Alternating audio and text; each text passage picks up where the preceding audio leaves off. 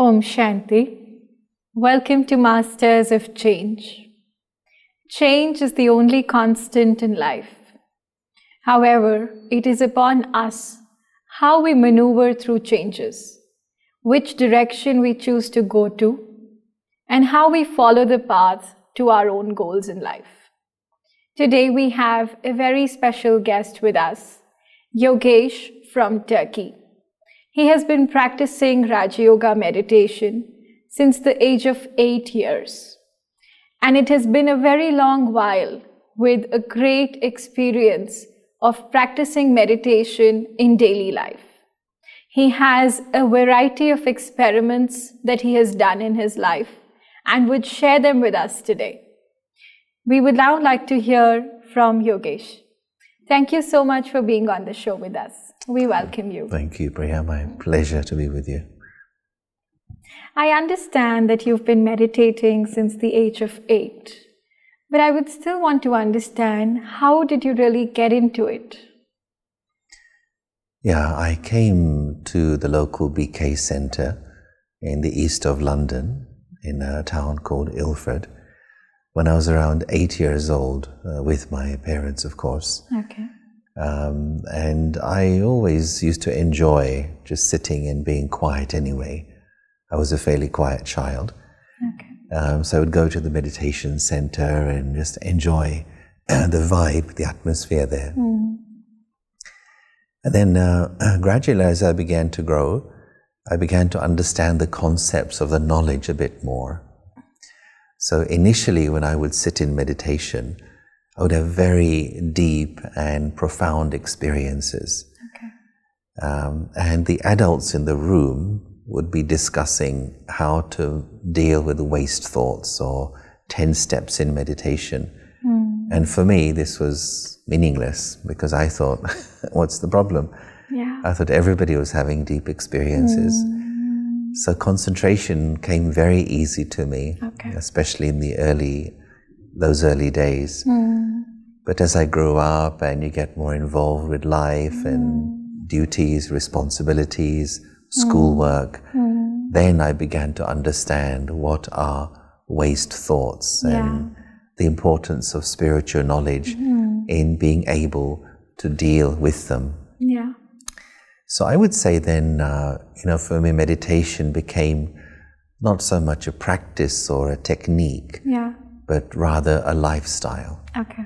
And I think that's one of the things that I enjoy in our study.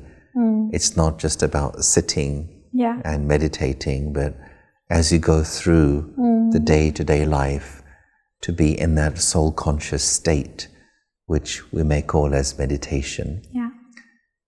which then would allow me to regularly check myself to see, am I thinking too much? Yeah. Am I wasting this precious, precious resource of thought power? And so through the day, this kind of natural vigilance taking place, Yeah. which allowed me then to conserve my thought energy and then use it in other areas of my life. Right. So it became very natural, just as you eat and you drink and you sleep. Yeah. So being in that meditative state became very much a part of daily life. Wonderful. When did you take the course? I haven't taken the course. Okay. Okay. It means I kind of sat in on many different lessons over the years, Yeah. but I never formally took the course as a, structured 7 or 8 lessons. It So got I've into you as you went along. Yeah. I mean, I've sat in on hundreds of lessons from different teachers. I've also done my own reading, my own study, and of course I've delivered the course myself thousands of times. So in that sense, it's been an organic learning over the decades. Yeah. So as you moved along, you were practicing meditation as a way of life. But studies came, there were degrees. So how was that part? When you started going to college, did you feel that you were any different from other students in your class? Was it easy to gel up, or did you always feel like, I'm doing something different? How was it? Yeah, I mean, even from my school days, I wasn't a shy person sitting in the corner meditating all day. So I enjoyed my studies. I did fairly well in studies, but also I was very engaged in sports as well. Okay. So taking part in all the different activities. Okay. And I did enjoy having discussions and debates with my friends about the real nature of human beings, the true history of the world. Yeah. So getting into these philosophical discussions with my school friends. So I didn't separate myself from them. Okay. But hopefully I was able to also to share some insights which impacted them to some degree. Yeah. But it was very clear to me that simply the education being offered by a school was not enough for a meaningful life. Yeah.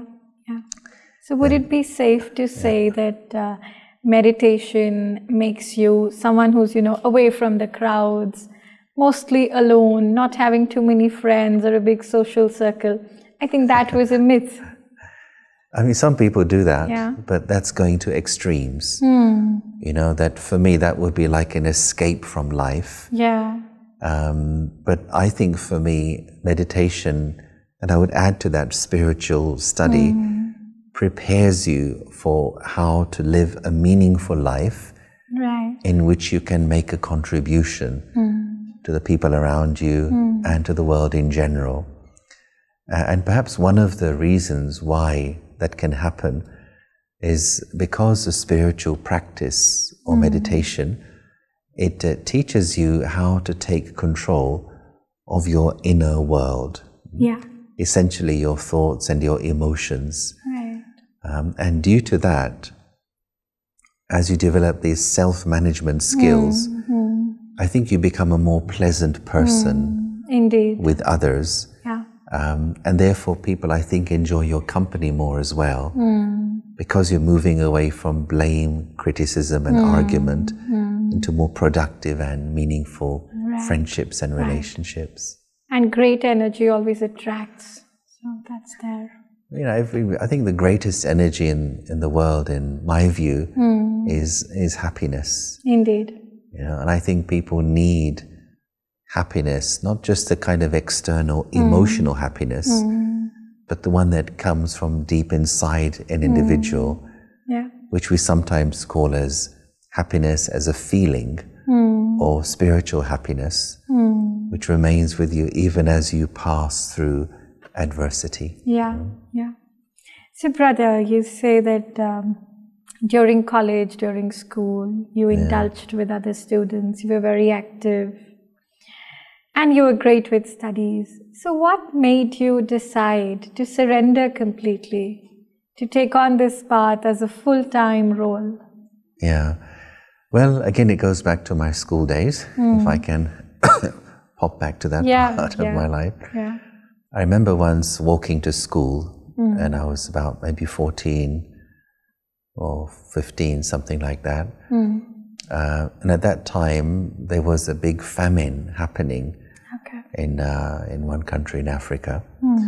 And all the news media, everything was about how to deal with that. And there were large concerts and records being made to raise money to deal with this big famine. And everybody was talking about it. And I too had the feeling that what to do, how to help people who are really suffering, who have no food, who are in abject poverty. But also I understood, and this kind of confused me, that on the one hand you have thousands of people who have no food.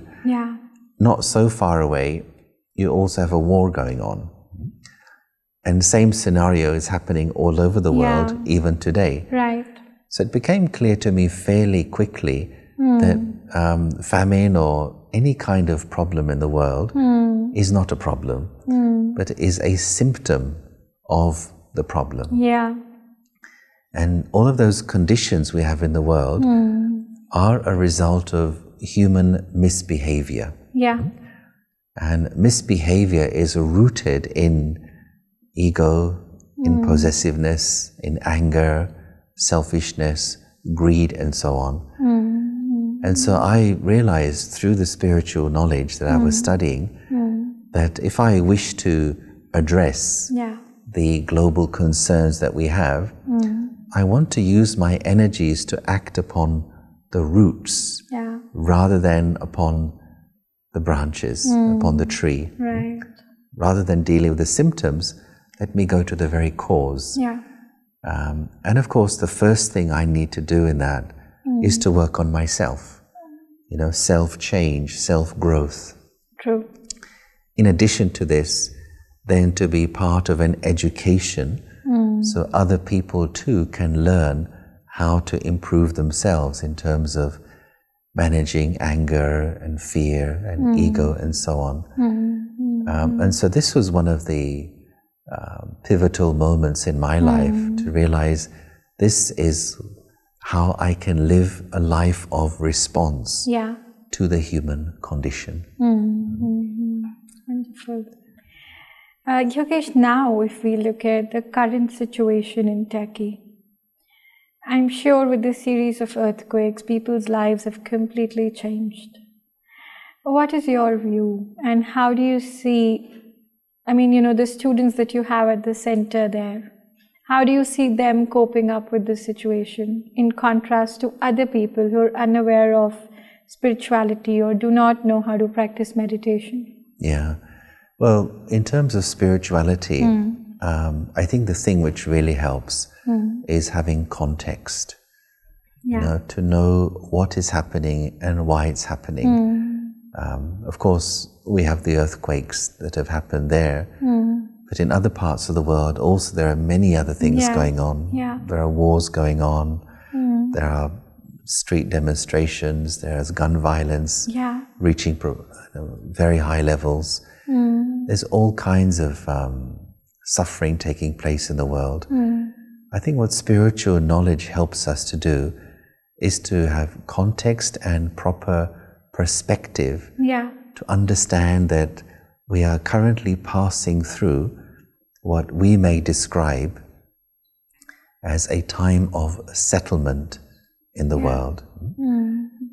Humanity is currently passing through a period of darkness, but that period will not last forever. And so the knowledge of the cycle of time, which we study, is essential for context and perspective, knowing that after the darkness, there comes a time of light. And that helps people to be more at peace, understanding the bigger picture. And then the practice of meditation just helps people to have greater control over their thoughts. So thoughts of panic, thoughts of fear, thoughts of anxiety. The power of meditation allows you to control the mind so those thoughts become orderly rather than the mind controlling you, but puts you back in charge of controlling your mind. Yeah, indeed. I also understand from your answer that you're not looking at only the place that you're coming from. I think spirituality has also enabled you to understand and look at the world as just one family. So, you know, when I asked you about earthquakes in Turkey, you took me around the world and said that, you know, sister, it's not just Turkey, but it's so many other places where there are problems happening. So I think your world view also completely changes when you come into spirituality and you start seeing the world more differently. Thank you for sharing that perspective. You know, it really helps. Well, for me, it's a return journey. You know, the journey towards spirituality is not becoming something new, something unusual, entering into uncharted territory. But you realize that over time, we have become so limited in our thinking. We have drawn these lines across the world and broken up the air, the sea, and the land, and we've entered into this dynamic of this is mine and that's yours and don't come in my space and all of that. Right. And this is the madness of the ego. And then you realize that all those borders are invented in people's minds And spirituality allows you to step out of those compartments or those ego masks and just return to experiencing true identity. And for me, that's the first step of spirituality, is exploring true identity. And if I may just add, Priya, when I've looked around the world, not just now, but also in the last 30 years or so, it's become so clear that every issue in the world, every problem in the world is rooted in identity. In some parts of the world, people tend to identify themselves largely in terms of their race. Black, white, Hispanic, Asian, Latino, etc. In other parts of the world, by the class, the social class, upper class, middle class, lower class. Other parts of the world, you're classified by your religion. Which religion do you belong to, and which faction of which religion do you belong to?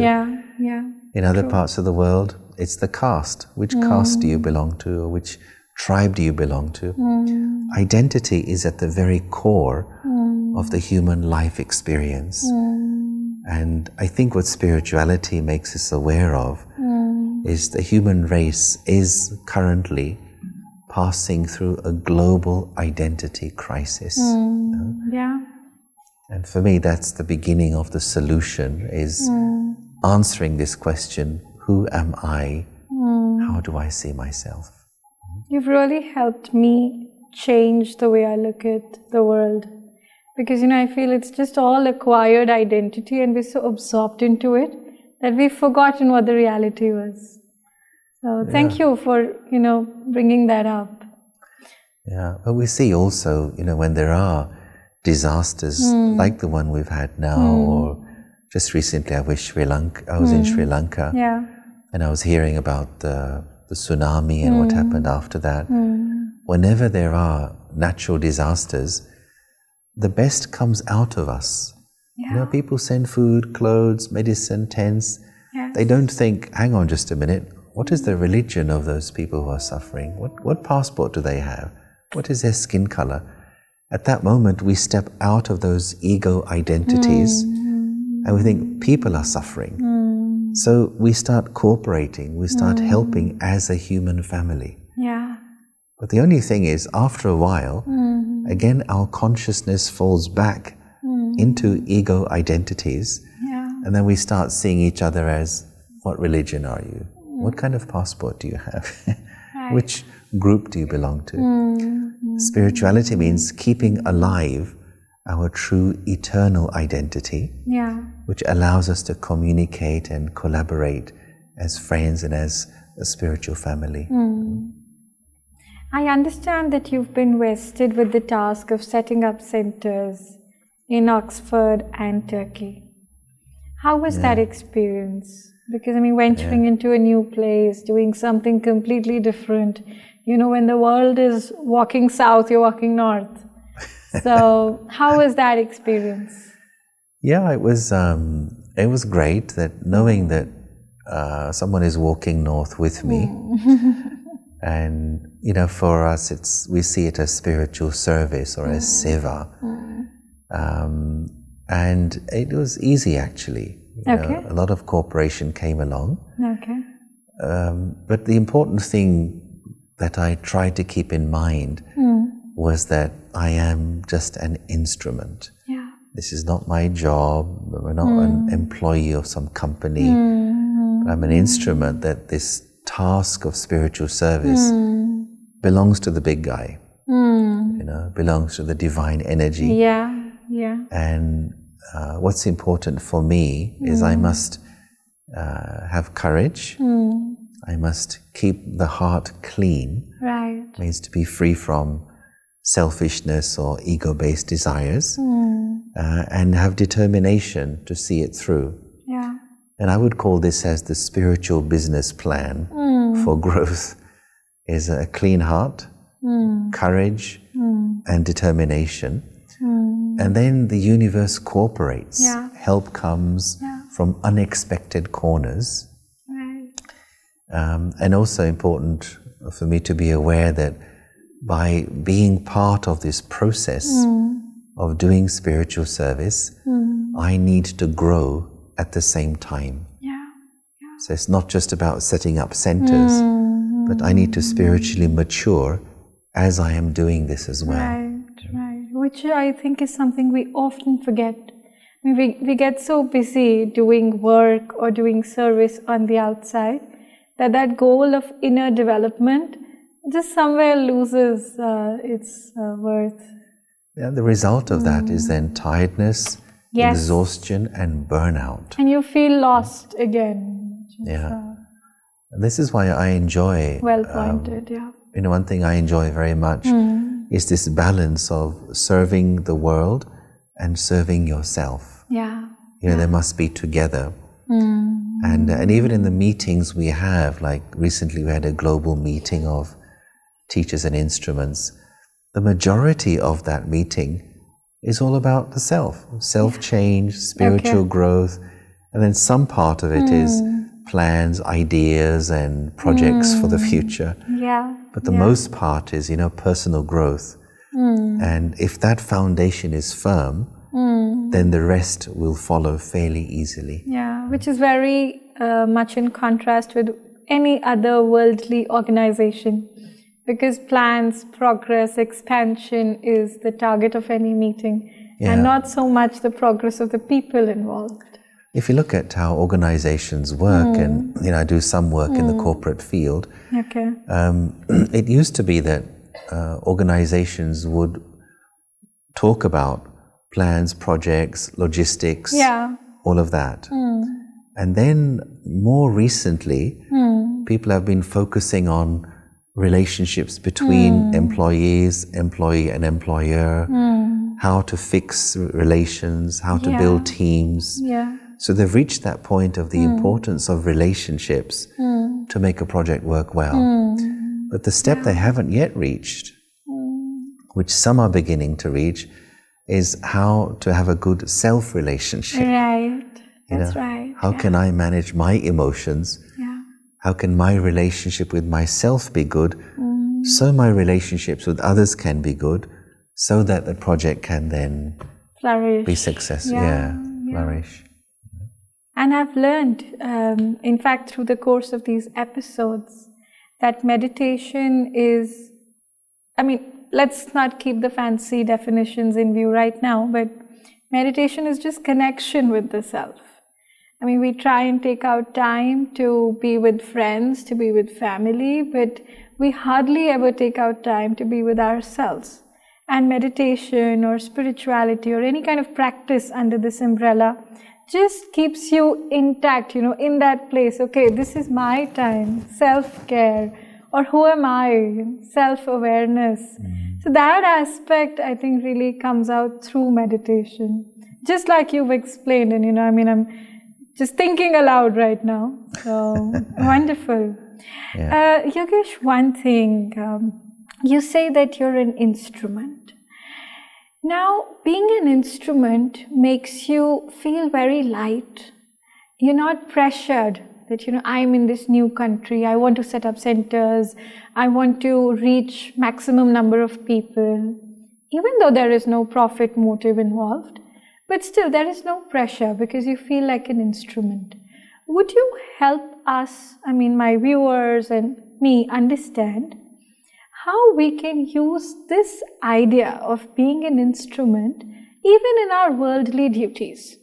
You know, when we deal with family, friends, or professional work, colleagues, how do we become an instrument and just do it very smoothly, the way you are doing it? Well, another word I would add to that is to be a trustee. You know, so a trustee means somebody who owns nothing, but yet is very responsible to take care of whatever it is. You know, you may be a trustee of a house or some object, for example. So let me take care of the duties and the responsibilities, but without the feeling of possessiveness or a sense of ownership. It is within that the pressure and the stress comes. So one of the ideas we learn in spirituality is this, that if you want to be free from burdens and stresses and heaviness, consider even your job to be a place where you don't just go to earn money, but a place where also you go to serve. Okay. Spiritually serve. Okay. Which means that through your behavior, through your face, through your vibe, you're giving happiness, you're giving peace, you're sharing well-being with others. And so in that sense, it's not just my office, my job, but my spiritual service place. Okay. That changes the whole game for you. Yeah. And even with your home, don't consider your home just to be your home, but also consider it to be a place where you're there to spiritually serve. You're there to create an atmosphere of peace, of love, of positivity. So when people come to that home, friends, relatives, others, they feel good there. So it's all a question, I think, of consciousness. Yes, yes. And how I consider myself to be. Who am I? And what am I doing wherever I am? Indeed. That changes everything. And I would just add this to this, that if you want to change anything in your life, you have to start by changing the way you see your life. Yeah. So change your vision and change of attitude just gives a very different energy to the workplace and to the home. And then it's a place of service rather than my personal place. Indeed. You make a very strong point here when you say that if you want to change your life, then you change the way you look at it. Would you elaborate that a bit more, please? Yeah. We have this word we use in the spiritual language. There's the word lokik, which means of this world. And there's the word alokik, which means not of this world. So if I see somebody, if I use the example of family, for example, if you see your son or your daughter only as my son, my daughter, that's called a lokik, or a very worldly view. Yeah, a limited view, I think. Limited, because then you see somebody as your possession or as your property, and then problems will come in the relationship, especially when they become teenagers.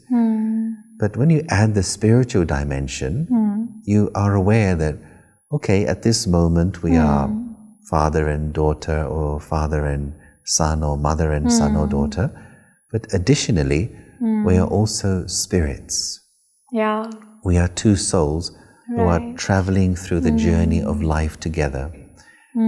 So when you see somebody first as a soul, as a spiritual energy, then it heals any relationship. Right. The relationship of husband, wife, son, father, mother, uncle, all of those are the second level of relationship. Right. The first level of relationship is our spiritual relationship, the soul-to-soul one. And if that relationship is resurrected, it creates harmony in the second level of relationship. Yeah. That's so scientific. Yeah, there's a wonderful poem by Khalil Gibran. I don't remember each word, but he says something like, your children are not your children. They come through you. And do not try to make them like you, but allow them to live their own lives. It's a beautiful poem about understanding parenthood and not try to own another human being, knowing that each soul has their own journey through time. Indeed. Thank you so much, Yogesh. Thanks a lot for being with us and sharing the various experiments you've done with meditation, how you've really used spirituality and the powers of spirituality to maneuver through life in such a wonderful way. Thank you. Thank you. Thanks for having me. Okay. Thanks to all our viewers. I'm sure, just like myself, you are enriched with Brother Yogesh's experience, his extensive work as a spiritual teacher. And just like I take this, I would request you to take this along, probably note it down somewhere.